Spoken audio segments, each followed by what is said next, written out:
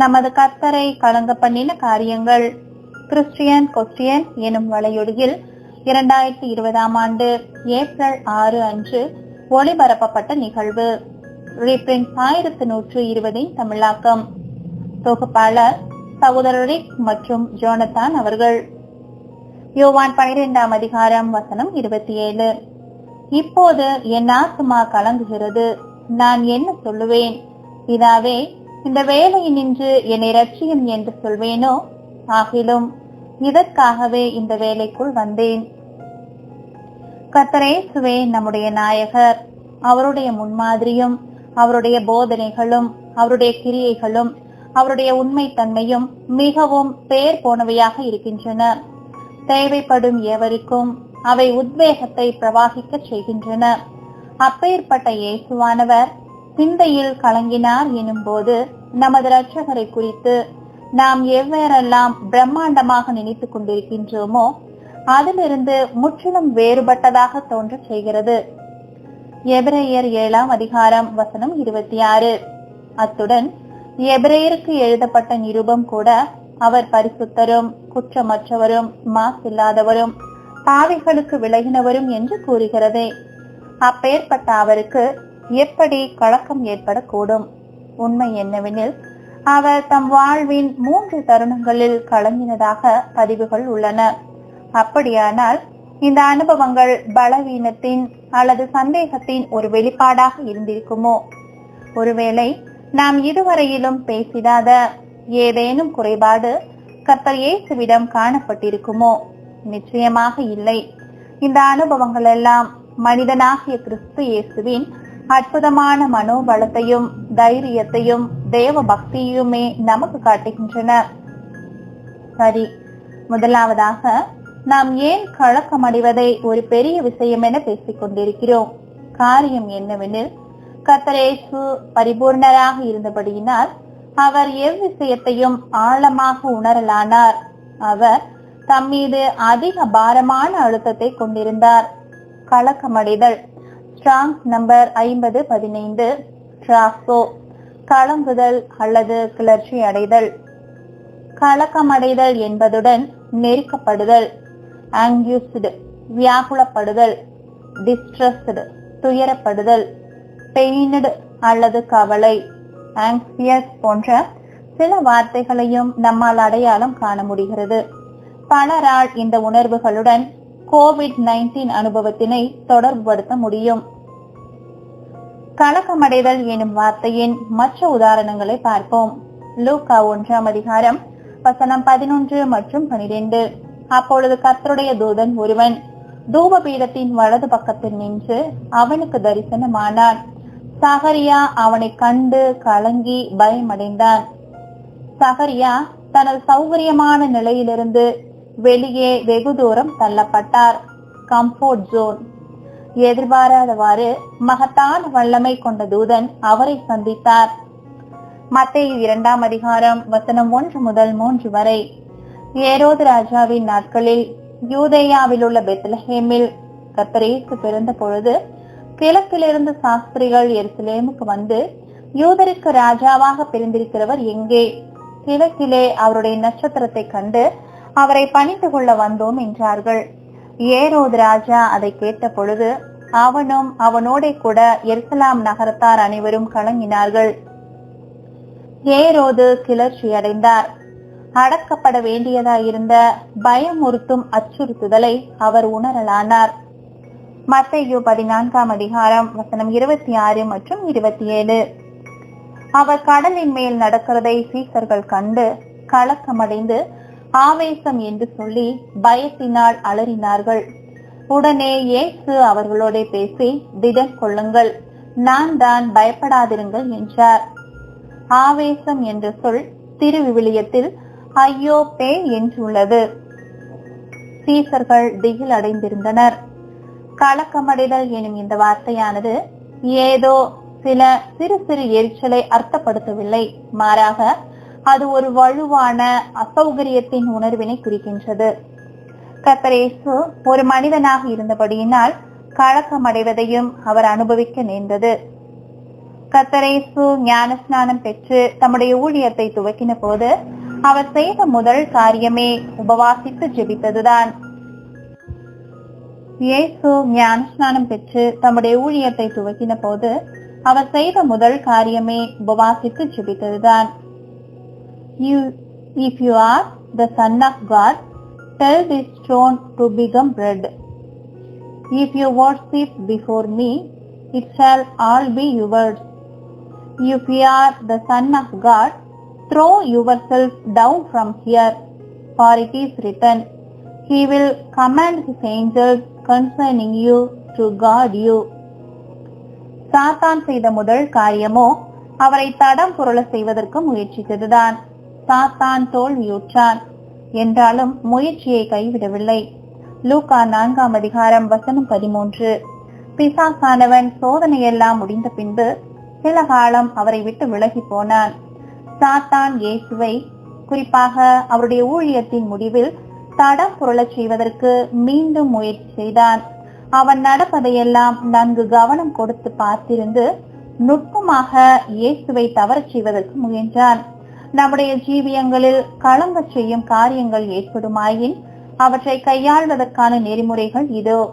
1 யோவான் 2ஆம் அதிகாரம் வசனம் 15 மற்றும் 16. உலகத்திலும் உலகத்தில் உள்ளவைகளிலும் அன்பு கூறாதிருங்கள். ஒருவன் உலகத்தில் அன்பு கொண்டால் அவனிடத்தில் பிதாவின் அன்பில்லை. ஏனெனில் மாம்சத்தின் இச்சையும் கண்களின் இச்சையும் ஜீவனத்தின் பெருமையுமாகிய உலகத்தில் உள்ளவைகள் எல்லாம் பிதாவினால் உண்டானவைகள் அல்ல, அவைகள் உலகத்திலிருந்து உண்டானவைகள். மாம்சத்தின் இச்சையும் கண்களின் இச்சையும் ஜீவனத்தின் பெருமையும் நமது ஆவிக்குரிய பாதையில் தவிர்க்க முடியாத வகையில் நம்மை கலங்க செய்யும் காரியங்களாக இருக்கின்றன. மனுக்குலத்திற்கு எதை வேண்டுமானாலும் தேர்வு செய்யும் சுதந்திரம் அளிக்கப்பட்டுள்ளதால் இது நம்மை கவலை அடைய செய்யும்படிக்கு தூண்டிவிடக்கூடிய உணர்ச்சிகள் நம் அனைவருக்குள்ளும் இருப்பதை அர்த்தப்படுத்துகின்றது. ஆதாம் மற்றும் இயேசு என இருவருமே அவைகளை பெற்றிருந்தனர். இருவருமே பரீட்சிக்கவும் பட்டனர். ஆதாமுக்கு இருந்ததை போலவே மனிதனாகிய இயேசுவும் உணர்ச்சிகளை பெற்றிருந்தார். இது எளிமையானது. கவலையும் கலக்கமும் அடையும் பாவம் இயற்கையானதே. ஆனால் அதை கையாள்வதில் தேர்ச்சி பெறுவதே முக்கியமான காரியம். இயேசு முதலில் எப்பொழுது கலக்கமடைந்ததாக சொல்லப்பட்டுள்ளது? ஒரு பரிபூர்ண மனிதனில் இந்த கிளர்ச்சியானது எப்படியாக காணப்படுகின்றது? சுவிசேஷங்கள் கிட்டத்தட்ட கர்த்தரேசுவின் 3 வருட ஊழியத்தின் அனைத்தையுமே பதிவு செய்கின்றன. சுவாரஸ்யமாக அவருடைய ஊழிய காலம் முழுவதும் இயேசு சில சமயங்களில் கோபமாகவும் எப்போதும் உறுதியாகவும் அன்பாகவும் கடின முயற்சியுடனும் மனதுருக்கத்துடனும் சிநேகிதத்துடனும் கவனம் சிதறாமலும் இருந்ததாக காண்கிறோம். இருப்பினும் முடிவு சமீபமான போதோ அவருக்கு அழுத்தமும் அதிகரித்தது. இயேசு ஒரு பரிபூர்ண மனிதனாக இருந்த போதிலும் அவர் இன்னுமே அழுத்தத்தை அனுபவிக்க நேர்ந்தது. அதே சமயம் சாத்தானும் தனக்கான வாய்ப்பை பயன்படுத்திக் கொள்வதற்கு வகை தேடிக் கொண்டிருந்தான். யோவான் 11ஆம் அதிகாரம். லாசரு கல்லறையில் 4 நாட்கள் காணப்பட்டார். அவருடைய சடலம் அழுகி கொண்டிருந்தது.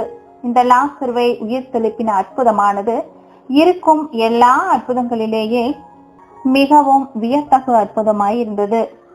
இத்தருணம் வரையிலும் அவரை சுற்றி இருந்த அந்தகாரத்தின் முழு ஆழத்திலிருந்து அவர் பாதுகாக்கப்பட்டு வந்தார். லூக்கா 4ஆம் அதிகாரம் வசனம் 28 முதல் 30 வரை. ஷெபா ஆலயத்தில் இருந்த எல்லாரும் இவைகளை கேட்ட பொழுது கோபம் உண்டு எழுந்திருந்து அவரை ஊருக்கு புறம்பே தள்ளி தங்கள் ஊர் கட்டப்பட்டிருந்த செங்குத்தான மலையின் சிகரத்திலிருந்து அவரை தலைகீழாய் தள்ளிவிடும்படிக்கு அவ்விடத்தில் கொண்டு போனார்கள். அவரோ அவர்கள் நடுவில் இருந்து கடந்து போய்விட்டார். யோவான் 7ஆம் அதிகாரம் வசனம் 30. அப்பொழுது அவரை பிடிக்க வகை தேடினார்கள். ஆனாலும் அவருடைய வேலை இன்னும் வராதபடியினால் ஒருவனும் அவர் மேல் கை போடவில்லை. கர்த்தரேசுவின் ஊழியம் முடிவடைவதற்கு முன்பே ஜனங்கள் அவருக்கு முடிவு கட்டியே ஆக வேண்டும் எனும் அளவுக்கு சீற்றத்தில் இருந்த பல நிகழ்வுகள் நடந்தேறின. அவருடைய வேலை இன்னும் வராதபடியினால் ஒவ்வொரு சந்தர்ப்பத்திலும் அவர் காப்பாற்றப்பட்டார். அவருடைய பாதுகாப்பாக இருக்கும் நிலையானது விலகவிருந்தது. லாசரு மரித்தோரிலிருந்து உயிர் தெழுப்பப்பட்ட நிகழ்வுதான் அம்மாற்றத்தை செயல்படுத்த செய்தது. இயேசுவுக்கு முன்பாக 3 கலங்க செய்திடும் பணிகள் இருந்தன. கர்த்தருக்கு முன்பிருந்த கலங்க செய்திடும் பணி, தேர்ந்தெடுக்கப்பட்டவராய் அவர் பாவத்தையும் வியாதியையும் மரணத்தையும் தடும் போக்க வேண்டியிருந்தது. இப்பொறுப்பின் பாரமானது கற்பனை செய்ய முடியாத அளவுக்கு அதிகமான ஒன்றாயிருந்தது. லாசருவை எழுப்பின காரியமானது பாவத்தை சாகடிப்பதற்கு வழிவகுத்திட்ட நிகழ்வுகளின் சங்கிலி தொடரொன்றை தொடக்கவிருந்தது. பாவத்தின் மீது வெற்றி சிறந்திடும் அப்பாதையோ தனிப்பட்ட சித்திரவதையும் மரணத்தையும் அனுபவிப்பதன் மூலமாக அடையப்பட வேண்டியதாய் இருந்தது.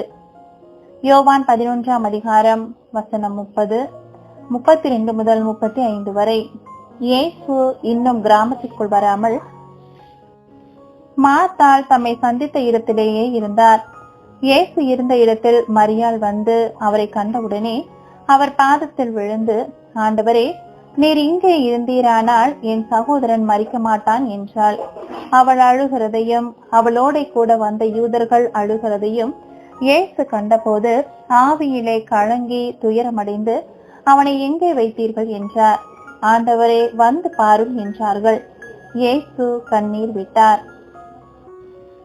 சாத்தானின் மறைமுகமான உட்பொதிந்து வந்த சோதனையானது முதலாம் வனாந்தர சோதனையின் மாதிரியை பின்பற்றியதாய் இருந்தது.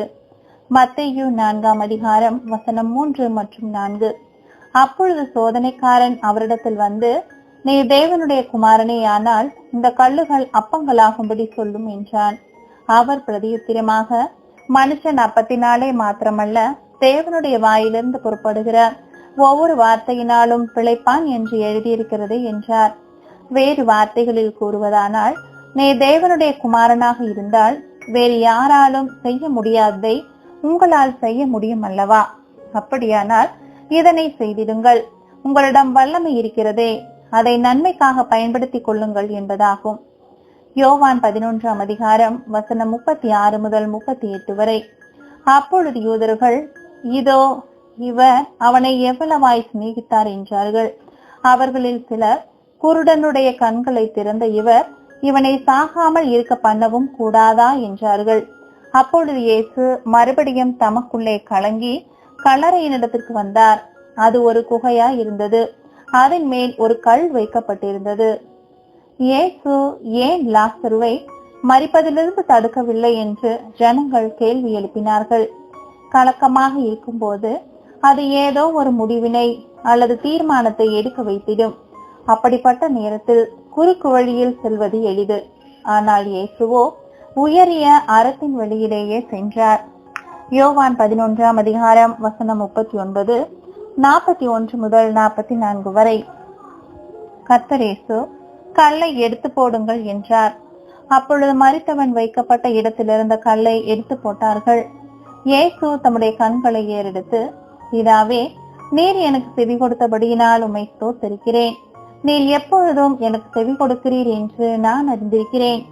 ஆனாலும் நீர் விசுவாசிக்கும்படியாக அவர்கள் நிமித்தம் இதை சொன்னேன் என்றார். இவைகளை சொன்ன பின்பு, லாசருவே, வெளியே வா என்று உரத்த சத்தமாய் கூப்பிட்டார். அப்பொழுது மரித்தவன் வெளியே வந்தான். அவன் கால்களும் கைகளும் பிரேத சீலைகளினால் கட்டப்பட்டிருந்தது. அவன் முகமும் சீலையால் சுற்றப்பட்டிருந்தது. இயேசு அவர்களை நோக்கி, இவனை கட்டவிழ்த்து விடுங்கள் என்றார். முதலாம் சோதனை, லாசருவை எழுப்புதல்.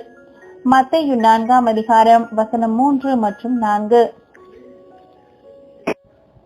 அப்பொழுது சோதனைக்காரன் அவரிடத்தில் வந்து, நீ தேவனுடைய குமாரனேயானால் இந்த கல்லுகள் அப்பங்களாகும்படி சொல்லும் என்றான்.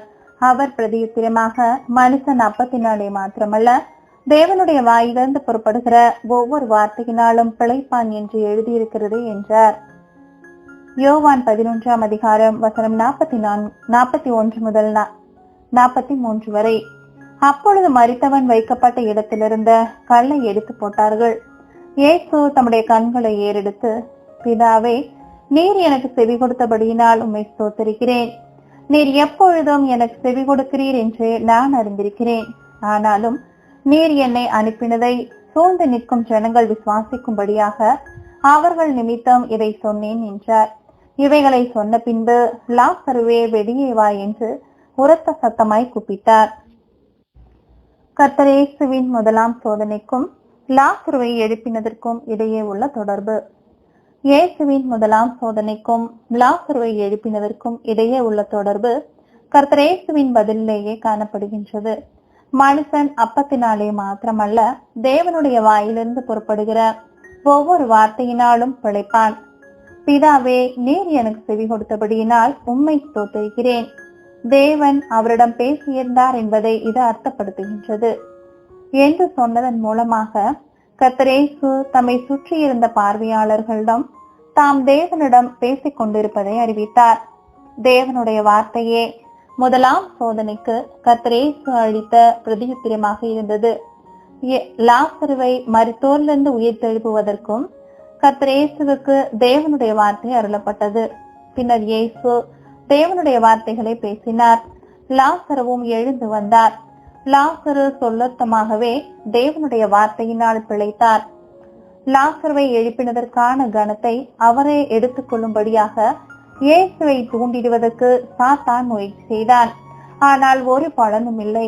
ஏனெனில் தேவனுடைய வார்த்தையே கர்த்தர் இயேசுவை இயக்கிக் கொண்டிருந்தது. கர்த்தர் இயேசு வலு கட்டாயத்தின் கீழாக இருந்த போதும் கூட அவர் தேவனுக்கே மகிமையை செலுத்தினார். இதற்கு நேர் எதிர்மாறான உதாரணம் மோசே 2 தரம் கன்மலையை அடித்ததாகும். என்னாகமம் 20ஆம் அதிகாரம் வசனம் 9 முதல் 11 வரை. அப்பொழுது மோசே தனக்கு கர்த்தர் கட்டளையிட்டபடியே கர்த்தருடைய சன்னதியில் இருந்த கோலை எடுத்தான். மோசேயும் ஆரோனும் சபையாரை கன்மலைக்கு முன்பாக கூடி வரச் செய்தார்கள்.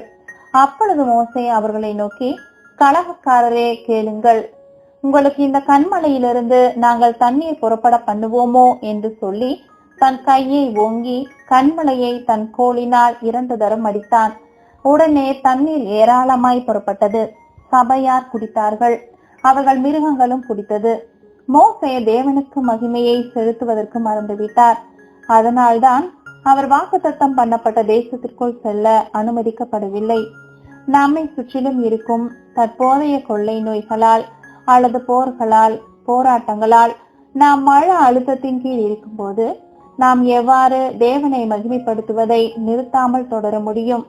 நாம் எவ்வாறு மன அழுத்தத்தை கையாளுவது? நாம் தேவ பக்தியான ஒரு தீர்வை தேடுகிறோமா அல்லது தனிப்பட்ட ஒரு தீர்வை தேடுகிறோமா? இயேசுவோ தேவ பக்தியான தீர்வையே தேடலானார். பொறுப்பின் பாரத்தால் கர்த்தர் இயேசு கலக்கமடைந்தார். அவர் எவ்வாறு அப்பாரத்தினை கையாண்டார் அல்லது சமாளித்தார்? கர்த்தர் இயேசு எவ்வாறு கலங்கின சிந்தைதனை கையாண்டார்? கர்த்தர் இயேசுவால் தம்முடைய பிதாவை கூட்டத்தினருக்கு வெளிப்படுத்தவும் சத்தமாக ஜெபித்ததன் மூலமாக பிதாவுக்கே மகிமையை உரித்தாக்கவும் முடிந்தது. இது பரமண்டலத்தில் இருக்கும் தேவனுக்கு சகலத்தின் மீதும் உச்சபட்ச அதிகாரம் உள்ளது என்பதை சகலருக்கும் சாட்சி பகர்ந்தது. பாவம் மற்றும் மரணத்தின் கடும் துயரத்தினால் கர்த்தர் இயேசு கலக்கமடைந்தார். தாம் தான் அதை சுமந்து தீர்க்க வேண்டியவர் என்பதின் பாரத்தை உணரலானார். மகிமை தமக்கல்லாமல் தேவனுக்கே செலுத்தப்பட்டதை சுற்றி இருப்பவர்கள் அறிந்து கொள்ளும்படியாக பார்த்து கொண்டார். ஒவ்வொருவரும் தனக்குள்ளே கேட்டுக்கொள்ள வேண்டிய கேள்வி: தேவனை மகிமைப்படுத்தும் பணியை எதிர்கொள்ளும் போது நான் என்ன செய்கிறேன்? அவரை மகிமைப்படுத்துகிறேனா அல்லது அதை எனக்கென்று வைத்துக் கொள்கிறேனா? நான் மனத்தாழ்மையா இருக்கின்றேனா? கர்த்தர் இயேசு உள்ளுணர்வால் உந்தப்பட்டு தாமாகவே தேவனுக்கு மகிமையை செலுத்தினார். சாத்தான் அடுத்து எப்போது மற்றும் எப்படி அவரை தடம் புரள செய்வதற்கு முயற்சி செய்தார் என்பதை பார்க்கலாம் வாருங்கள். யோவான் எழுதிய சுவிசேஷம் கர்த்தர் இயேசுவின் மனித தன்மையை தனித்துவமாக படம் பிடித்து காட்டுகிறது. யோவான் 12ஆம் அதிகாரமானது கர்த்தர் இயேசுவின் அடுத்த கலக்கமான அனுபவத்தை வெளிப்படுத்துகின்றது. இது முற்றிலும் மாறுபட்டதாக இருந்தது. இரட்சிப்பின் பாத்திரத்தை தம்மால் கையாள முடியும் என்பதை கர்த்தர் இயேசு காட்டினார். அத்துடன் இன்னும் பெரியதொரு வேறொரு சவால் அவருக்கு வரவிருந்தது. சாத்தானின் மறைமுகமான உட்பொதித்து வந்த சோதனையானது 2ஆம் வனாந்தர சோதனையின் மாதிரியை பின்பற்றியதா இருந்தது. மத்தேயு 4 அதிகாரம் வசனம் 5 முதல் 7 வரை. அப்பொழுது பிசாசு அவரை பரிசுத்த நகரத்திற்கு கொண்டு போய் தேவாலயத்து உப்பருகையின் மேல் அவரை நிறுத்தி, நீ தேவனுடைய குமாரனே ஆனால் தாழ குதியும், ஏனெனில் தம்முடைய தூதர்களுக்கு உம்மை குறித்து கட்டளையிடுவார். உமது பாதம் கல்லில் இடராதபடிக்கு அவர்கள் உம்மை கைகளில் ஏந்தி கொண்டு போவார்கள் என்பதாய் எழுதியிருக்கிறது என்று சொன்னான். அதற்கு இயேசு, உன் தேவனாகிய கர்த்தரை பரீட்சை பாராதிருப்பாயாக என்றும் எழுதியிருக்கிறதே என்றார். நிச்சயமாக ஜனங்கள் தம்மை வணங்க வேண்டும் என்று கர்த்தர் இயேசு விரும்புவார் என நினைத்து சாத்தான் இயேசுவை அனைவரும் பார்க்கக்கூடிய இடத்தில் பரிசுத்த நகரத்தில் வைத்தான். அதற்கு இயேசுவோ, உன் தேவனாகிய கர்த்தரை பரீட்சை பாராதிருப்பாயாக என்று பதிலளித்தார். இப்பொழுதும் நாம் கர்த்தர் இயேசுவின் ஊழியத்தின் முடிவுக்கு வேகமாக கடந்து செல்லலாம். லாசருவை மரணத்திலிருந்து எழுப்பின ஒரு வாரத்திற்கு பிறகு இயேசு அடுத்த கலங்க செய்திடும் பணியை எதிர்கொள்ளலானார். கர்த்தருக்கு முன்பிருந்த கலங்க செய்திடும் பணி எல்லாருக்கும் ரட்சிப்பை வழங்கிட வேண்டும் எனும் மிகப்பெரிய பாரத்தை தாமே நேரடியாக எதிர்கொள்ள வேண்டி இருந்தது. யோவான் 12 அதிகாரத்தின் சூழல்.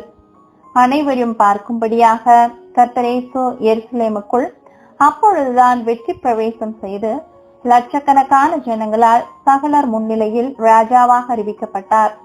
அவர்கள் அவருக்கு முன்பாக குருத்தோலைகளை பிடித்துக் கொண்டும் மரக்கிளைகளை தரித்து அவருக்கு முன்பாக பரப்பிக் கொண்டும் ஓசன்னா என்று சத்தமிட்டும் கொண்டிருந்தார்கள். ஓசன்னா என்கிற வார்த்தையானது இப்போதே ரட்சியும், சேவ் நவ் அல்லது எங்களை ரட்சியும், சேவ் அஸ் என்று பொருள்படும் எபிரேய வார்த்தையிலிருந்து வந்ததாகும். கர்த்தர் இயேசு அந்த மகிமையின் இன்ப உணர்வில் திளைத்தாரா? யோவான் 12 அதிகாரம் வசனம் 20 முதல் 23 வரை.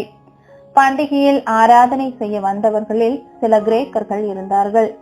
அவர்கள் கலிலேயா நாட்டு பெத்சாயிதா ஊரானாகிய பிலிப்புவிடத்தில் வந்து, ஐயா, இயேசுவை காண விரும்புகிறோம் என்று அவனை கேட்டுக் கொண்டார்கள். பிலிப்பு வந்து அதை அந்திரேயாவுக்கு அறிவித்தான். பின்பு அந்திரேயாவும் பிலிப்புவும் அதை இயேசுவுக்கு அறிவித்தார்கள். அப்பொழுது இயேசு அவர்களை நோக்கி, மனுஷகுமாரன் மகிமைப்படும்படியான வேலை வந்தது என்றார். ஒருவேளை கிரேக்கர்களிடமிருந்து வந்த கவனத்தை சிதறடிக்கும் வண்ணமாக இந்த காரியத்தை கர்த்தர் இயேசு புறக்கணித்திருக்கலாம். அக்காலம் அவர்கள் அவரை பின்தொடர்வதற்கான காலமாய் இருக்கவில்லை. காணாமற் போன ஆடுகளாகிய இஸ்ரேல் வீட்டாருக்காகவே அவர் வந்திருந்தார். கர்த்தர் இயேசுவின் பதிலை பார்த்த பிறகு இந்த கருத்துக்கு திரும்ப வரலாம்.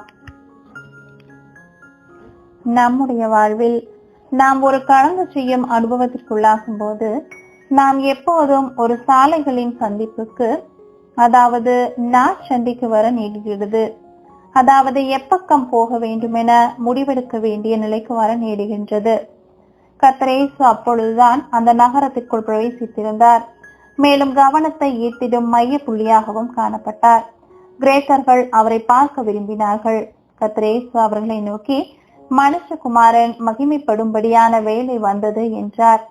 இதோ அந்த மிகவும் கலங்க செய்வதாய் இருக்கும் நுட்பமான முடிவெடுக்கும் நிலை.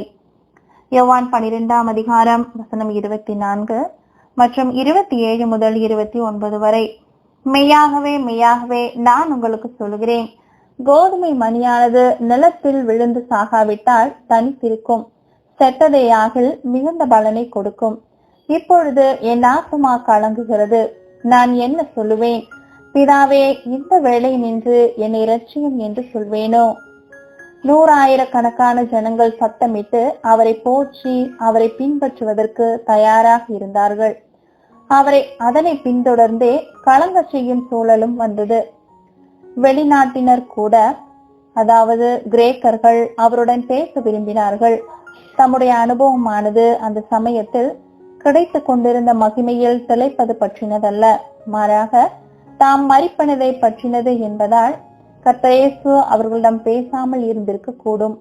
நான் மரிக்கவில்லை என்றால் என்னை பின்பற்றுகிறவர்களுக்கு மீண்டும் ஜீவன் கிடைக்காது என்று அவர் கூறினார். 2ஆம் சோதனை, பரிசுத்த நகரத்திற்குள் கர்த்தர் இயேசுவின் வெற்றி பிரவேசம். மத்தேயு 4 அதிகாரம் வசனம் 5 மற்றும் 6. அப்பொழுது பிசாசு அவரை பரிசுத்த நகரத்திற்கு கொண்டு போய் தேவாலயத்து உப்பருகையின் மேல் அவரை நிறுத்தி, நீ தேவனுடைய குமாரனே ஆனால் தாழ குதியும், ஏனெனில் உம்முடைய தூதர்களுக்கு உம்மை குறித்து கட்டளையிடுவார், உமது பாதம் கல்லில் இடராதபடிக்கு அவர்கள் உம்மை கைகளில் ஏந்தி கொண்டு போவார்கள் என்பதாய் எழுதியிருக்கிறது என்று சொன்னான். யோவான் 12ஆம் அதிகாரம் வசனம் 12 முதல் 15 வரை.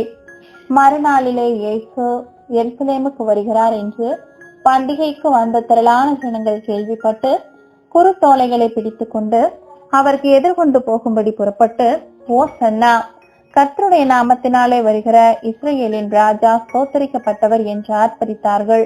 அல்லாமலும், சீயோன் குமாரத்தியே பயப்படாதே, உன் ராஜா கழுதை குட்டியின் மேல் ஏறி வருகிறார் என்று எழுதியிருக்க பிரகாரமாக கர்த்தர் இயேசு ஒரு கழுதை குட்டியை கண்டு அதன் மேல் ஏறி போனார். கர்த்தர் இயேசுவின் இரண்டாம் சோதனைக்கும் கர்த்தர் இயேசு பரிசுத்த நகரத்திற்குள் வெற்றி பிரவேசம் செய்ததற்கும் இடையே உள்ள தொடர்பு. கர்த்தர் இயேசுவுக்கான சாத்தானுடைய இரண்டாம் சோதனையில் பிசாசு அவரை பரிசுத்த நகரத்திற்கு, அதாவது எருசலேமுக்கு கொண்டு போய் தேவாலயத்து உப்பருகையின் மேல் அவரை நிற்க வைத்தான். இயேசுவினுடைய ஊழியத்தின் முடிவில் அவர் பரிசுத்த நகரத்திற்குள் சகல ஜனங்களுக்கு முன்பாக வெற்றி பிரவேசம் செய்தார். சாத்தான் எதில் அவரை சிக்க வைக்க முயன்று கொண்டிருந்தானோ அது சொல்லத்தமாகவே கர்த்தர் இயேசுவினுடைய ஊழியத்தின் முடிவில் நடந்தது. அந்த தருணத்தில் தாம் அவர்களின் ராஜாவாக இருக்கிறோம் என்னும் மகிமையை தாமே எடுத்துக்கொள்வதற்கான சோதனை அவருக்கு இருந்தது. ஆனால் அவரோ தம்மை அல்ல, தேவனையே மகிமைப்படுத்தினார். மனுக்குலமானது விடுதலையை எதிர்பார்த்து கொண்டிருந்தது. இதுவே கர்த்தர் இயேசுவினுடைய பணியின் பாரமாக இருந்தது. ஆகிலும் இதற்காகவே இந்த வேலைக்குள் வந்தேன். பிதாவே, உமது நாமத்தை மகிமைப்படுத்தும் என்றார். அவர் வாய் விட்டு சத்தமாக பேசினார். அப்பொழுது மகிமைப்படுத்தினேன், இன்னமும் மகிமைப்படுத்துவேன் என்கிற சத்தம் வானத்திலிருந்து உண்டாயிற்று. அங்கே நின்று கொண்டிருந்தது. அதை கேட்ட ஜனங்கள் இடி முழக்கம் உண்டாயிற்று என்றார்கள். வேறு சிலர் தேவதூதன் அவருடனே பேசினான் என்றார்கள். கர்த்தர் இயேசு சொன்னதை வானத்திலிருந்து வந்த இந்த சத்தமானது உறுதிப்படுத்தியது. கர்த்தர் இயேசுவின் ஊழியத்தில் வானத்திலிருந்து இயேசுவை குறித்து ஒரு சத்தம் உண்டானது. இது 3வது முறையாகும். சத்தம் உண்டான ஒவ்வொரு முறையும் அது அப்போதைக்கு என்ன சம்பாஷணை போய்க் கொண்டிருந்ததோ அதனை விரிவுபடுத்தி காண்பித்தது. முதலாக கர்த்தர் இயேசுவின் ஞானஸ்நானத்தின் போது, இவர் என்னுடைய நேசகுமாரன், இவரை மேசியாவாக அறிமுகப்படுத்துவதற்கு நான் பிரியமாய் இருக்கிறேன். மத்தேயு 3ஆம் அதிகாரம் வசனம் 17. இரண்டாவதாக மறுரூப மலையில், இவருக்கு செவி கொடுங்கள், கர்த்தர் இயேசுவே அந்த மேசியா என்பதையும் ஜீவனுக்கான வழி என்பதையும் உறுதி செய்திடுவதற்கான சத்தம் உண்டானது. மத்தேயு 17ஆம் அதிகாரம் வசனம் 5. மூன்றாவதாக மகிமைப்படுத்தினேன், இன்னமும் மகிமைப்படுத்துவேன். யோவான் 12ஆம் அதிகாரம் வசனம் 28. மீண்டும் இயேசுவே அந்த மேசியா என்பதையும் தேவனுக்கு மகிமையை கொண்டு வருபவர் என்பதையும் உறுதிப்படுத்தியது. அடுத்து கர்த்தர் இயேசு சொன்னது இதோ. யோவான் 12ஆம் அதிகாரம் வசனம் 30 முதல் 32 வரை. இயேசு அவர்களை நோக்கி, இந்த சத்தம் என் நிமித்தம் உண்டாகாமல் உங்கள் நிமித்தமே உண்டாயிற்று. இப்பொழுதே இந்த உலகத்திற்கு நியாய தீர்ப்பு உண்டாகிறது. இப்பொழுதே இந்த உலகத்தின் அதிபதி புறம்பாக தள்ளப்படுவான். நான் பூமியிலிருந்து உயர்த்தப்பட்டிருக்கும் போது எல்லாரையும் என்னிடத்தில் இழுத்துக் கொள்ளுவேன் என்றார். இங்கு இயேசு சாத்தான் தோல்வி அடைய போவதையும் ரட்சிப்பு சமீபமாய் இருக்கிறதை பற்றியும் அறிவித்துக் கொண்டிருந்தார். சாத்தானோ கர்த்தர் இயேசுவை ஜனக்கூட்டத்திற்கு அடிபணிய செய்து அவரை அவர்களின் தலைவராக்குவதற்கான முயற்சியில் ஈடுபட்டிருந்தான். உன் தேவனாகிய கர்த்தரை பரீட்சை பாராதிருப்பாயாக என்பதே இயேசுவின் அணுகுமுறையாக இருந்தது. ஜனங்களுக்கு தாம் வெளிச்சமாக இருப்பதை பற்றி கர்த்தர் இயேசு இன்னும் கொஞ்சம் பேசிய பிறகு அவர் பின்வருமாறு கூறி முடித்தார். யோவான் 12ஆம் அதிகாரம் வசனம் 36. ஒளி உங்களோடு இருக்கையில் நீங்கள் ஒளியின் பிள்ளைகளாகும்படிக்கு ஒளியினிடத்தில் விசுவாசமாயிருங்கள் என்றார். இவைகளை இயேசு சொல்லி அவர்களை விட்டு மறைந்தார். அவருடைய வேலை இன்னும் வரவில்லை. கர்த்தர் இயேசு எவ்வாறு கலங்கின சிந்தனை கையாண்டார். தாம் செய்து கொண்டிருந்த பணியின் அளவை கண்டு கர்த்தரேசுவின் உள்ளம் கலங்கியது. ஆனாலும் அவர் தாம் செய்திருந்த அர்ப்பணிப்பின் மீதே கவனத்தை செலுத்தினார். மேலும் தேவனும் கர்த்தரேசுவின் உண்மை தன்மையை உறுதிப்படுத்தினார். சரி, நாம் என்ன செய்வோம்? நாம் கலங்கும் போது நம்முடைய அர்ப்பணிப்பை இரட்டிப்பாக்குகிறோமா அல்லது முடங்கி விடுகிறோமா? அன்பர்களே, இது என்ன ஒரு நடைமுறை சார்ந்த விழித்தெழச் செய்திடும் அழைப்பு மணியாய் இருக்கிறது. ரட்சிப்பின் பாரத்தை கையாளுவதற்கான கர்த்தரேசுவின் திறமையானது அழுத்தத்தின் கீழும் நிதானமாய் இருத்தல் என்பதற்கு புதிய அர்த்தம் ஒன்றை கொடுக்கிறது. இயேசு அதுவரையில் தமக்கு அளிக்கப்பட்ட ரட்சிப்புக்கும் பணியின் பாரத்தையும் அதன் வீரியத்தையும் ஏற்றுக்கொண்டிருந்தார். அடுத்து என்ன நடந்திருக்கும்? வாருங்கள் பார்க்கலாம்.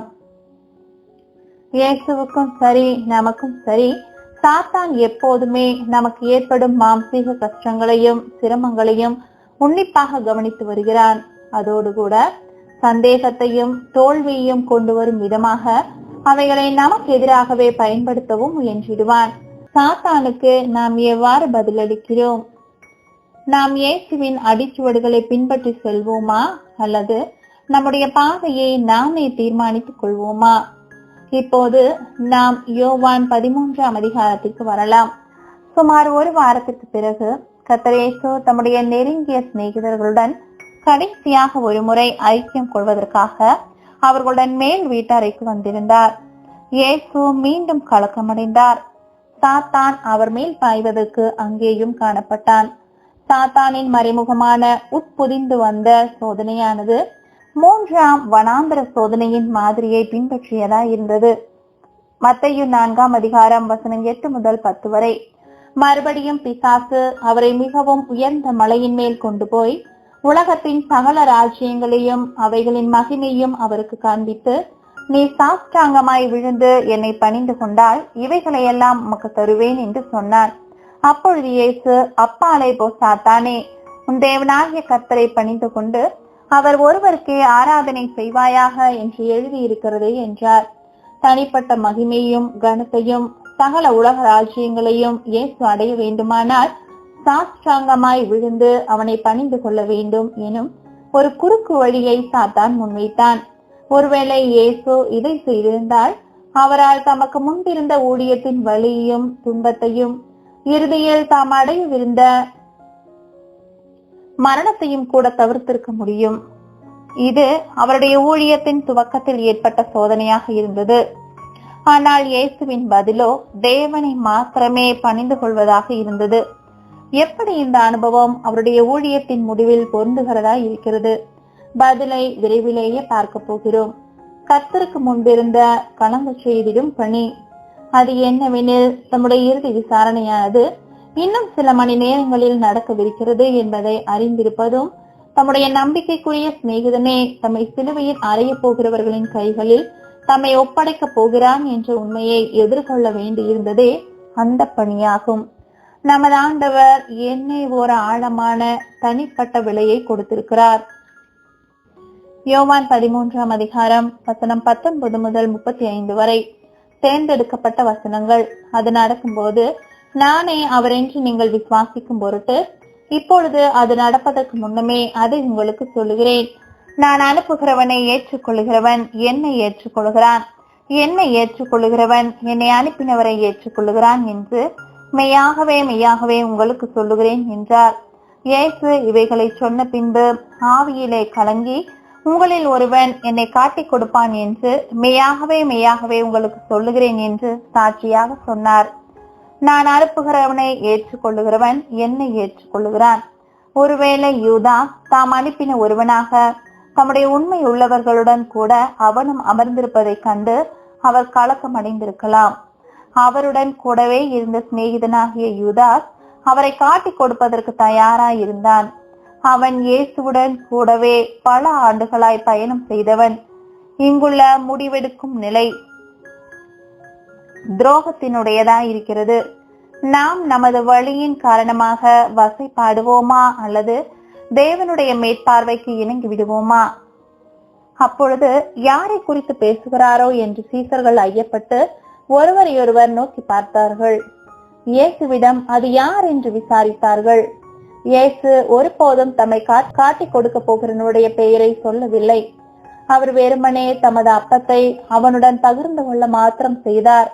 ஆழ்ந்த நட்பின் அடையாளமாக இருக்கும் உணவை பகிர்ந்து கொள்ளும் காரியத்தின் மூலமாக தனிப்பட்ட நட்பின் பிணைப்பை விரிவுபடுத்தினார்.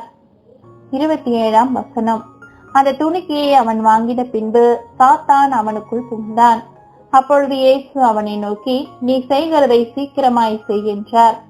அவர் இப்படி அவனுடனே சொன்னதின் கருத்தை பந்து இருந்தவர்களில் ஒருவனும் அறியவில்லை.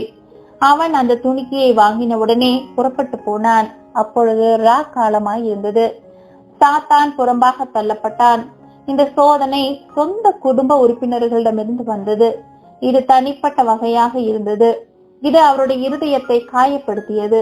கர்த்தர் இயேசுவுக்கே இந்த அனுபவம் ஏற்பட்டிருக்கிறது என்றால் நமக்கும் கூட ஏற்படுவதற்கு வாய்ப்பு இருக்கும் அல்லவா?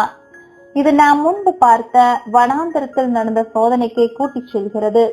3ஆம் சோதனை காட்டிக் கொடுக்கப்படுதல். மத்தேயு 4ஆம் அதிகாரம் வசனம் 8 மற்றும் 9. மறுபடியும் பிசாசு அவரை மிகவும் உயர்ந்த மலையின் மேல் கொண்டு போய் உலகத்தின் சகல ராஜ்யங்களையும் அவைகளின் மகிமையும் அவருக்கு காண்பித்து, நீ சாஷ்டாங்கமாய் விழுந்து என்னை பணிந்து கொண்டால் இவைகளை எல்லாம் உமக்கு தருவேன் என்று சொன்னான். யோவான் 13ஆம் அதிகாரம் வசனம் 27. அப்பொழுது இயேசு அவனை நோக்கி, நீ செய்கிறதை சீக்கிரமாய் செய் என்றார்.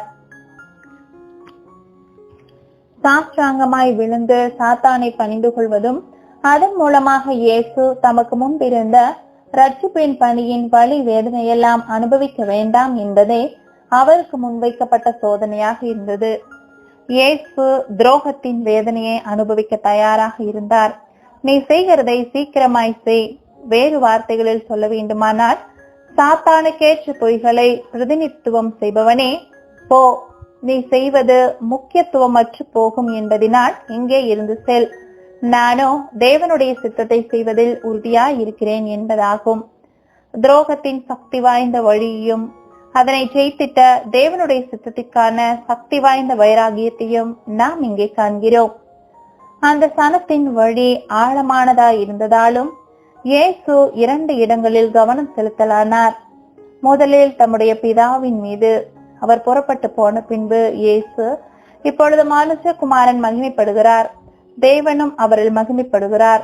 தேவன் அவரில் மகிமைப்பட்டிருந்தால் தேவன் அவரை தம்மில் மகிமைப்படுத்துவார், சீக்கிரமாய் அவரை மகிமைப்படுத்துவார் என்றார். இதற்கும் லாசருவின் கல்லறையினிடத்தில் ஏற்பட்ட அனுபவத்திற்கும் இடையே உள்ள ஒற்றுமையை நாம் காண்கிறோம். அங்கேயும் தேவன் மகிமைப்படுத்தப்படவிருந்தார். எருசலேமுக்குள் வெற்றி பிரவேசம் செய்த அனுபவத்திலும் தேவன் மகிமைப்படவிருந்தார். அதே போல இங்கே 11 கூட தேவனை மகிமைப்படுத்துவதுதான் காரியமாக இருந்தது. நம்முடைய இருதயத்தின் ஆழ்ந்த கவலையின் உடையும் கர்த்தர் இயேசுவின் கவனம் இதுவாகத்தான் இருந்தது. இரண்டாவதாக, கர்த்தர் இயேசு தம்முடைய இன்னமும் உண்மையுள்ள சீசர்களாய் இருந்தவர்கள் மீது கவனம் செலுத்துகிறார். பிள்ளைகளே, இன்னும் கொஞ்ச காலம் நான் உங்களுடனே கூட இருப்பேன். நீங்கள் என்னை தேடுவீர்கள். ஆனாலும் நான் போகிற இடத்திற்கு நீங்கள் வரக்கூடாது என்று நான் யூதரோடே சொன்னது போல இப்பொழுது உங்களோடும் சொல்லுகிறேன். நீங்கள் ஒருவரில் ஒருவர் அன்பாயிருங்கள். நான் உங்களில் அன்பாயிருந்தது போல நீங்களும் ஒருவரில் ஒருவர் அன்பாயிருங்கள் என்கிற புதிதான கட்டளையை உங்களுக்கு கொடுக்கிறேன். நீங்கள் ஒருவரில் ஒருவர் அன்புள்ளவர்களாயிருந்தால் அதனால் நீங்கள் என்னுடைய சீசர்கள் என்று எல்லாரும் அறிந்து கொள்வார்கள். இயேசு தம்முடைய அனுபவத்தை ஒருவரில் ஒருவர் அன்பு கூறுவதற்கான ஒரு பாடமாக மாற்றினார். தனிப்பட்ட விதத்தில் அவருக்கு வழி இருந்த போதிலும் அவர் சுயநலமில்லாமல் செயல்பட்டார். இயேசு எவ்வாறு கலங்கின சிந்தனை கையாண்டார்? தனிப்பட்ட தம்முடைய இழப்பினுடைய ரண வேதனை மிகவும் அதிகமாய் இருந்த போதிலும் தமக்காக தேவன் வகுத்திருந்த பாதையின் மீதே இயேசு கவனமாக இருந்தார். அதனால் அவரால் தம்முடைய உண்மையான சீசர்களை அன்பின் உயரிய தரநிலைக்கு உயர்த்தவும் முடிந்தது. இது இயேசுவுக்கு தனிப்பட்ட முறையில் கடினமானதொரு அனுபவமாக இருந்தது. சாத்தான் எந்த வழியிலாவது அவரை பிடித்து விடலாம் என முயன்று கொண்டிருந்தான். ஆனால் கர்த்தரோ தம்முடைய பிதாவுக்கும் தம்முடைய பின்னடியார்களுக்கும் உண்மையாக காணப்பட்டார். அப்படியானால் நாம் எப்படிப்பட்டவர்கள்? ஒருவேளை நமக்கு கலங்க செய்திடும் துரோகத்தின் அனுபவங்கள் ஏற்படுமாயின் அவற்றை நாம் எவ்வாறு கையாடுவோம்? கிறிஸ்துவின் முன்மாதிரியே பின்பற்றுவீர்கள் என நாங்கள் நம்புகிறோம். நாம் நம்முடைய தவறுகளிலிருந்தும் கர்த்தர் இயேசுவின் உண்மை தன்மையின் முன்மாதிரிகளிலிருந்தும் பாடங்களை கற்றுக்கொள்கிறோம். இவற்றை ஒன்றாக இணைத்து பார்த்தால் கிறிஸ்துவுக்குள்ளாக வளர்வதற்கான வழியை நம்மால் காண முடியும். துரோகத்தின் ஆழங்களுக்கே சென்றிருந்தாலும் கூட இயேசு திடமாக நின்றார். இதுவே நமக்கு தேவைப்படும் முன்மாதிரியாகும். 3 ஆழமான மற்றும் தனிப்பட்ட முறையில் கலங்க செய்திட்ட அனுபவங்களை இயேசு ஜெயமாக மேற்கொண்டதை நாம் இதுவரைக்கும் பார்த்திருக்கிறோம். அடுத்து அவர் என்ன செய்யவிருந்தார்? வாருங்கள் பார்க்கலாம். இயேசுவின் வாழ்க்கையை பற்றிய இந்த ஆராய்ச்சியினை அவர் நம்முடைய நாயகர் என்று சொல்லி தொடங்கினோம். இந்த அனுபவங்களை எல்லாம் சுமார் 3 வாரங்களாகவும் நீடித்தது. மேலும் இவற்றோடு கூட அனைவருக்கும் மீட்கும் பொருளாக இருப்பதனுடைய பாரம், வீரியம் மற்றும் தனிப்பட்ட இழப்பு என்பவையும் அவரை கலங்க செய்தன. இயேசு இவற்றை கச்சிதமாக கையாண்டதோடு கூட ஒரு நாயகர் என்ன செய்வாரோ அதையே அவரும் செய்தார். ஆம், அதேதான். அவர் மற்றவர்களுக்கு ஊழியம் செய்திட்டார். நம்மை விட பெரியதாக இருக்கும் ஒன்றின் ஒரு பகுதியாக நாம் இருக்கிறோம். வாழ்க்கை உங்களுக்காகத்தான் இருக்கிறது. கிடைக்கின்ற பாடங்களும் அனுபவங்களும் நித்தியத்திற்கும் நமக்கு உதவிடும். பாவம் மற்றும் மரணத்தின் அனுபவத்திலிருந்து கிடைக்கும் பாடத்தை கற்றுக்கொண்டு அதைவிட மேலே உயர எழும்ப பாருங்கள். தேவனுடைய அழகான சிருஷ்டிகளிடமிருந்து நாம் உத்வேகத்தை உணர வேண்டும், மன எழுச்சி கொள்ள வேண்டும். ஆவிக்குரிய தளத்தில் கர்த்தர் இயேசுவின் முன்மாதிரியும் அவர் ஆழ்ந்த மனக்கலக்கத்திற்கு ஆளான போது ஏற்பட்ட 3 இருதயத்தை நொறுக்கும் அனுபவங்களும் நம்மிடம் உள்ளன. இயேசு ஞானஸ்நானம் பெற்றவுடன் உபவாசிக்கவும் ஜெபம் பண்ணவும் செய்தார். அதன் பிறகு சோதனைக்காரனால் சோதிக்கப்பட்டார். பின்னர் உடனே தேவதூதர்கள் வந்து அவருக்கு முன்வைக்கப்பட்ட பாதையில் முன்னேறி செல்ல அவரை பலப்படுத்துவதற்கு ஏதுவாக அவருக்கு பணிவிடை புரிந்தனர். இப்படியாக சாத்தான் ஒரு காலமளவும் வீழ்த்தப்பட்டான். மேலும் சுவிசேஷமும் பிரசங்கிக்கப்பட துவங்கியது. கலங்க செய்திட்ட பணி நிறைவேற்றப்பட்டது. யோவான் 14ஆம் அதிகாரமானது சுயத்தின் மீது கர்த்தர் இயேசு அடைந்த அபார வெற்றியை நமக்கு காட்டுகிறது. மத்தேயு 4ஆம் அதிகாரம் வசனம் 11. அப்பொழுது பிசாசானவன் அவரை விட்டு விலகி போனான். உடனே தேவதூதர்கள் வந்து அவருக்கு பணிவிடை செய்தார்கள். தேவன் அனுப்பிய ஆவிக்குரிய உதவியால் இயேசு ஊக்குவிக்கப்பட்டார். 3 ஆண்டுகளுக்கு பிறகு சாத்தான் மீண்டும் மேசியாவின் உண்மை தன்மையை தடம் புரளச் செய்வதற்காக முயற்சி செய்யவிருந்தான். கர்த்தர் இயேசு மீண்டும் அவனை வீழ்த்தவிருந்தார். இம்முறையோ என்றைக்குமாக வீழ்த்தவிருந்தார். தாம் ஜெயம் கொண்டதை போலவே நாமும் ஜெயம் கொள்ள முடியும் என்று இயேசு நமக்கு உறுதியளிக்கிறார். அவர் என்ன கூறுகிறார் என்றால், நீங்கள் கடந்து சென்று கொண்டிருக்கும் சூழ்நிலையை நான் தனிப்பட்ட விதத்தில் அறிந்துள்ளேன். ஆகையால் உங்கள் இருதயம் கலங்காதிருப்பதாக. தேவனிடத்தில் விசுவாசமாயிருங்கள், என்னிடத்திலும் விசுவாசமாயிருங்கள். யோவான் 14ஆம் அதிகாரம் வசனம் 1 முதல் 3 வரை. இயேசு என்ன கூறுகிறார் என்றால், நானும் இம்மாதிரி அனுபவங்களில் இருந்திருக்கிறேன். எனவே என்னை நம்புங்கள், என்னை விசுவாசியுங்கள். இதனோடே உங்களை சுமந்து செல்வதற்கு என்னால் முடியும் என்பதாகும். 2. என் பிதாவின் வீட்டில் அநேக வாசஸ்தலங்கள் உண்டு. அப்படி இல்லாதிருந்தால் நான் உங்களுக்கு சொல்லியிருப்பேன். ஒரு ஸ்தலத்தை உங்களுக்காக ஆயத்தம் பண்ண போகிறேன். நான் போய் உங்களுக்காக ஸ்தலத்தை ஆயத்தம் பண்ணின பின்பு நான் இருக்கிற இடத்திலே நீங்களும் இருக்கும்படி நான் மறுபடியும் வந்து உங்களை என்னிடத்தில் சேர்த்துக் கொள்ளுவேன். கிடைக்க போகும் பரிசுக்கு நாம் அனுபவிக்கிற அனைத்துமே தகுதியானவைதான். நமக்கான லக்கை பாருங்கள். இறுதி பலனின் மீது கவனம் செலுத்துங்கள். நம்முடைய வாழ்விலும் இருதயத்திலும் ஏற்படும் கவலையின் வழியை இயேசு அறிவார். அவர் ஏற்கனவே இம்மாதிரியான அனுபவங்களில் இருந்துள்ளபடியினால் நம்மால் அவருடன் தொடர்பு படுத்தி பார்க்க முடியும். நம்மை வழிநடத்துவதற்கான தேவனுடைய மேற்பார்வையை நாம் பெற்றிருப்போம் என்று கர்த்தர் இயேசு நமக்கு உறுதியளிக்கிறார். யோவான் 14ஆம் அதிகாரம் வசனம் 25 மற்றும் 26. நான் உங்களுடனே தங்கியிருக்கையில் இவைகளை உங்களுக்கு சொன்னேன். என் நாமத்திலே பிதா அனுப்ப போகிற பரிசுத்த ஆவியாகிய தேற்றரவாளனே எல்லாவற்றையும் உங்களுக்கு போதித்து நான் உங்களுக்கு சொன்ன எல்லாவற்றையும் உங்களுக்கு நினைப்பூட்டும். கர்த்தர் இயேசுவின் பின்னடியார்கள் தங்கள் பலவீனங்களுக்கு மேலாக எழுந்து வருவதற்கான பலத்தினை பரிசுத்த ஆவியின் மூலமாக பெற்றுக் கொள்கிறார்கள். இதுவே சாத்தானின் அக்னியாஸ்தரங்களை தவிர்ப்பதற்கு நமக்கு வேண்டியதாய் இருக்கிறது. எப்படி சாத்தான் இயேசுவை பிடிப்பதற்கு முயன்று கொண்டிருந்தானோ அது போலவே இப்போது கர்த்தர் இயேசுவின் அடிச்சுவடுகளை உண்மையாக பின்பற்றி கொண்டிருப்பவர்களையும் பிடிப்பதற்கு முயன்று கொண்டிருக்கிறான். ஒப்புரவாகுதலின் ஊழியத்தை நிறைவேற்றுவதற்கு தேவனுடைய திட்டம் அவர்கள் மூலமாக நடந்து வருகிறது என்பதால் அவர்களே அவனுடைய லக்காக இருக்கிறார்கள். 2 கொரிந்தியர் 5:18 இவையெல்லாம் தேவனாலே உண்டாயிருக்கிறது.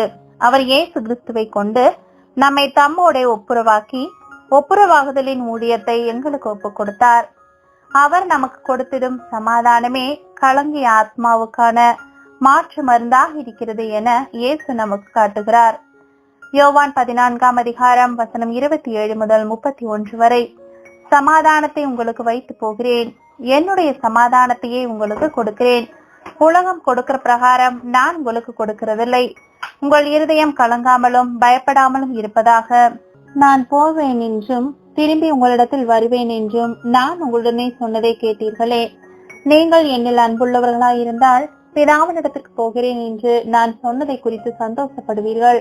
ஏனெனில் என் பிதா என்னிலும் பெரியவராய் இருக்கிறார். இது நடக்கும் போது நீங்கள் விசுவாசிக்கும்படியாக நடப்பதற்கு முன்னமே இதை உங்களுக்கு சொன்னேன். இனி நான் உங்களுடனே அதிகமாய் பேசுவதில்லை. இந்த உலகத்தின் அதிபதி வருகிறான், அவனுக்கு என்னிடத்தில் ஒன்றும் இல்லை. நான் பிதாவில் அன்பாய் இருக்கிறேன் என்றும் பிதா எனக்கு கட்டளையிட்டபடியே செய்கிறேன் என்றும் உலகம் அறியும்படிக்கு இப்படி நடக்கும். எழுந்திருங்கள், இவ்விடம் விட்டு போவோம் வாருங்கள் என்றார். இந்த சமாதானம் அவர் தம்முடைய கலங்கின மனித ஆவியை கையாண்டதன் மூலமாக கிடைத்தது. தேவனுடைய மேற்பார்வை அவர் மீது இருந்ததாலும் அவர் மூலமாக அது செயல்பட்டதாலும் அது அவரை மேலே உயரச் செய்தது. மேலும் அது நம்மால் கற்பனை செய்ய முடியாத வழிகளில் அவரை உண்மையுள்ளவராக இருக்கவும் செய்தது. இயேசு நம்மிடம் பின்வருமாறு சொல்லிக் கொண்டிருந்தார்: உங்கள் இருதயம் கலங்க போவதை நான் அறிவேன். எனவே நான் எனது அனுபவங்களை உங்களுடன் பகிர்ந்து கொண்டு அதன் மூலமாக உங்களுக்கு உதவுள்ளேன் என்பதாகும். தம்முடைய ஊழியத்தின் முடிவிலிருந்த கர்த்தர் இயேசுவை பற்றி பேசும் இந்த தீர்க்க தரிசனத்தை இது நமக்கு நினைப்பூட்டுகின்றது. ஏசாயா 50:6-7 அடிக்கிறவர்களுக்கு என் முதுகையும் தாடை மயிரை பிடுங்குகிறவர்களுக்கு என் தாடைகளையும் ஒப்பு கொடுத்தேன். அவமானத்திற்கும் உமிழ்நீருக்கும் என் முகத்தை மறைக்கவில்லை. கர்த்தராகிய ஆண்டவர் எனக்கு துணை செய்கிறார். ஆகையால் நான் வெட்கப்படேன். நான் வெட்கப்பட்டு போவதில்லை என்று அறிந்திருக்கிறேன். ஆதலால் என் முகத்தை கற்பாறையை போல் ஆக்கினேன். திடமான உறுதியையும் கவனத்தையும் கொண்டிருந்தேன். அவர் மீது இருந்த பாரத்தையும் அழுத்தத்தையும் நம்மால் கற்பனை செய்து கூட பார்க்க முடியாது. அவர் தமக்கு நெருக்கமானவர்களை மாத்திரம் ரட்சிக்கவில்லை, மாறாக வாழ்ந்து கொண்டிருந்த வாழப்போகிற ஒவ்வொரு ஆண் பெண் குழந்தைகள் என சகலரையும் ரட்சிக்கவிருந்தார். இது இயேசுவின் வார்த்தைகளிலும் செயல்களிலும் இருந்த திடமான உறுதிப்பாட்டை காட்டுகிறது. பயப்படாதிருங்கள், என்னுடைய சமாதானத்தையே உங்களுக்கு கொடுக்கிறேன். லாசருவை எழுப்புதல். உலகத்தார் மரித்தோரிலிருந்து உயிர் தெழுப்பப்படும் வாய்க்காலாக இருப்பதன் பாரத்தை அவர் சுமந்து கொண்டிருந்தார். எருசலேமுக்குள் வெற்றி பிரவேசம். அவர் பிரபலமாக இருந்தார். எல்லாரும் அவரை பின்தொடர்வதற்கு விரும்பினார்கள். ஆனால் அவரோ தம்மை மறைத்துக் கொண்டார். தாம் அல்ல, தேவன் மகிமைப்படுவதற்கே நாடினார். நெருங்கிய நண்பரால் காட்டி கொடுக்கப்பட்டார். வழியை மேற்கொள்வதற்கான தம்முடைய திறனுக்கு காரணம் தேவனே என்பதை அவர் உறுதி செய்தார். தம்முடைய அனைத்து கலக்கமான அனுபவங்கள் முழுவதிலும் அவர் நமக்கான தேவனுடைய பணியின் மீதே கவனம் செலுத்தி வந்தார். இயேசுவின் பின்னடியார்கள் கலங்கின சிந்தனை எவ்வாறு கையாள்வது? நம்முடைய அதி ஆழமான, மிக கடுமையான, மிகவும் கலங்க செய்திடும் அனுபவங்கள் எதுவாக இருக்கட்டுமே, அவற்றையெல்லாம் இயேசு அறிந்திருக்கிறார் என்றும் தேவன் நமக்கு செவிசாய்க்கிறார் என்றும் நாம் உறுதியாக நம்புவோமாக. மருத்துவ ரீதியான மனச்சோர்வு, மன அழுத்தம் மற்றும் பதட்டம் உள்ளவர்களுக்கு கூடுதலான உதவி தேவைப்படும் என நாங்கள் நினைக்கிறோம். எபிரேயர் 4:15 மற்றும் 16. நம்முடைய பலவீனங்களை குறித்து பரிதபிக்க கூடாத பிரதான ஆசாரியர் நமக்கு இராமல் எல்லா விதத்திலும் நம்மை போல் சோதிக்கப்பட்டும் பாவம் இல்லாதவராய் இருக்கிற பிரதான ஆசாரியரே நமக்கு இருக்கிறார். ஆதலால் நாம் இரக்கத்தை பெறவும் ஏற்ற சமயத்தில் சகாயம் செய்யும் கிருபையை அடையவும் தைரியமாய் கிருபாசன தண்டையிலே சேரக்கடவோம். சக்தி வாய்ந்த வேத வாக்கியம். எபிரேயருக்கு எழுதின நிருபமானது யோவான் 11ஆம் அதிகாரம் 12, 13 மற்றும் 14 ஆகிய அதிகாரங்களின் சுருக்கத்தை வழங்குகின்றது. பாவம் இல்லாதவராய் இருந்தும் நம்மை போலவே சோதிக்கப்பட்ட பிரதான ஆசாரியரே நமக்கு இருக்கிறார். இயேசுவே நம்முடைய தலைவரும் நம்முடைய எஜமானுமானவர். நாம் எவ்வளவு கலங்கி இருந்தாலும் சரி, கவலைப்பட்டிருந்தாலும் சரி, நாம் சகலத்தையும் அவரிடம் சுமந்து செல்லலாம். அவரும் அம்மாதிரியான அனுபவங்களில் இருந்திருக்கிறார். அதில் எல்லாவற்றிலேயும் உண்மையுள்ளவராகவும் வாழ்ந்து காண்பித்திருக்கிறார். அவர் உலகத்தை இரட்சிப்படையும்படிக்கு உயர்த்துவார். மனிதனாகிய இயேசு எனும் சொல்லி முடியாத ஈவுக்காக தேவனுக்கு ஸ்தோத்திரம். தேவனுடைய ஆவியை தாம் கொண்டிருந்த போதிலும் உலகை ரட்சிப்பதற்கான மாபெரும் அழுத்தத்துடன் ஒரு மனிதனாக அவர் பாடுபட்டார். பிரியமானவர்களே, கூடுதலான தகவல். ஸ்ட்ராங்ஸ் நம்பர் 5015 பயன்படுத்தப்பட்டுள்ள வசனங்கள். மத்தேயு 2ஆம் அதிகாரம் வசனம் 3. ஏரோது ராஜா அதை கேட்ட பொழுது அவனும் அவனோட கூட எருசலேம் நகரத்தார் அனைவரும் கலங்கினார்கள். மத்தேயு 14ஆம் அதிகாரம் வசனம் 26. அவர் கடலின் மேல் நடக்கிறதை சீசர்கள் கண்டு கலக்கமடைந்து ஆவேசம் என்று சொல்லி பயத்தினால் அலறினார்கள். மாற்கு 6ஆம் அதிகாரம் வசனம் 50. அவர்கள் எல்லாரும் அவரை கண்டு கலக்கமடைந்தார்கள். உடனே அவர் அவர்களோட பேசி, திடன் கொள்ளுங்கள், நான் தான், பயப்படாதிருங்கள் என்று சொன்னார். லூக்கா 1ஆம் அதிகாரம் வசனம் 12. சகரியா அவனை கண்டு கலங்கி பயமடைந்தான். லூக்கா 24ஆம் அதிகாரம் வசனம் 38. அவர் அவர்களை நோக்கி, நீங்கள் ஏன் கலங்குகிறீர்கள்? உங்கள் இருதயங்களில் சந்தேகங்கள் எழும்புகிறதென்ன? யோவான் 5ஆம் அதிகாரம் வசனம் 4. ஏனெனில் சில சமயங்களிலே தேவதூதன் ஒருவன் அந்த குளத்திலே இறங்கி தண்ணீரை கலக்குவான். தண்ணீர் கலங்கின பின்பு யார் முந்தி அதில் இறங்குவானோ அவன் எப்பேற்பட்ட வியாதியஸ்தனா இருந்தாலும் சொஸ்தமாவான். யோவான் 5ஆம் அதிகாரம் வசனம் 7. அதற்கு வியாதியஸ்தன், ஆண்டவரே, தண்ணீர் கலக்கப்படும் போது என்னை குளத்தில் கொண்டு போய் விடுகிறதற்கு ஒருவரும் இல்லை. நான் போகிறதற்குள்ளே வேறொருவன் எனக்கு முந்தி இறங்கி விடுகிறான் என்றான். யோவான் 11ஆம் அதிகாரம் வசனம் 33. அவள் அழுகிறதையும் அவளோட கூட வந்த யூதர்கள் அழுகிறதையும் இயேசு கண்டபோது ஆவியிலே கலங்கி துயரமடைந்தார். யோவான் 12ஆம் அதிகாரம் வசனம் 27. இப்பொழுது என் ஆத்துமா கலங்குகிறது, நான் என்ன சொல்லுவேன்? பிதாவே, இந்த வேளையினின்று என்னை ரட்சியும் என்று சொல்வேனோ? ஆகிலும் இதற்காகவே இந்த வேலைக்குள் வந்தேன். யோவான் 13ஆம் அதிகாரம் வசனம் 21. இயேசு இவைகளை சொன்ன பின்பு ஆவியிலே கலங்கி, உங்களில் ஒருவன் என்னை காட்டிக் கொடுப்பான் என்று மெய்யாகவே மெய்யாகவே உங்களுக்கு சொல்கிறேன் என்று சாட்சியாக சொன்னார். யோவான் 14ஆம் அதிகாரம் வசனம் 1. உங்கள் இருதயம் கலங்காதிருப்பதாக. தேவனிடத்தில் விசுவாசமாயிருங்கள், என்னிடத்திலும் விசுவாசமாயிருங்கள். யோவான் 14ஆம் அதிகாரம் வசனம் 27. சமாதானத்தை உங்களுக்கு வைத்து போகிறேன், என்னுடைய சமாதானத்தையே உங்களுக்கு கொடுக்கிறேன். உலகம் கொடுக்கிற பிரகாரம் நான் உங்களுக்கு கொடுக்கிறதில்லை. உங்கள் இருதயம் கலங்காமலும் பயப்படாமலும் இருப்பதாக.